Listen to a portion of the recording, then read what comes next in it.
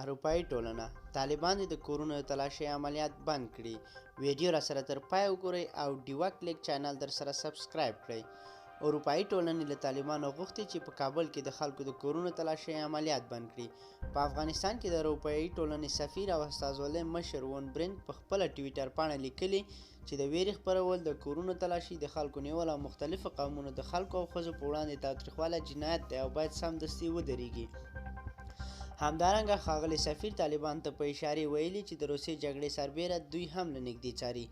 د اروپایي ټولنې سفیر دا څرګندونې په داسې مهال کوي چې طالبانو په کابل کې کور په کور تصفیوي عملیات پیل کړي دي.